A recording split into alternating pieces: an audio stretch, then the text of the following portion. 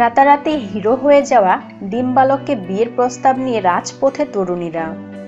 17 বছরের দুঃসাহসী তরুণ will Connolly, মুসলিম বিদ্বেষী অস্ট্রেলীয় সিনেটরের মাথায় ডিম ভেঙে রাতারাতি বিশ্ববিখ্যাত হয়ে গিয়েছেন তিনি।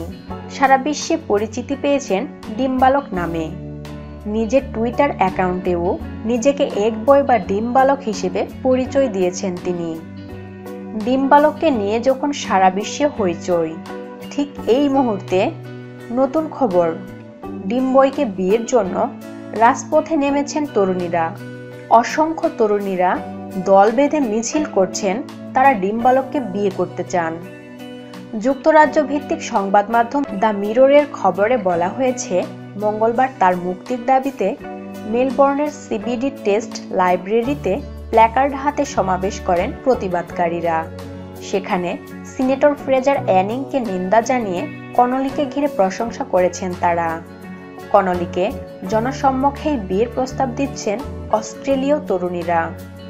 তাদের হাতে প্ল্যাকার্ডে লেখা ছিল, আমি ডিম্বালককে বিয়ে করতে চাই, আমি ডিম্বালককে বিয়ে করতে চাই। এ সময় অসংখ্য তরুণী এই ধরনের লেখা প্ল্যাকার্ড হাতে নিয়ে মিছিল করছিল। তাহলে ভাবুন তো একবার, একসঙ্গে এত তরুণী ডিম্বয়কে বিয়ে করতে চাচ্ছে, তাহলে ডিম্বয়ের অবস্থান এখন কোথায়? অবশ্যই আপনি আমি সেটা বুঝতে পারছি। তবে এ সময় এক তরুণী তার প্ল্যাকার্ডে লিখেছেন, ডিম্বালক জাতিগত ন্যায় বিচারের জন্য কাজ করার সময় ডিম পুরুষে পরিণত হন। এজন্য সবাই ডিম্বালককে পছন্দ করছেন এবং ডিম্বয়কে বিয়ে করতে চাচ্ছেন। ভিডিওতে আপনারা তার সঙ্গে অনেকগুলো তরুণীকে দেখতে পাচ্ছেন।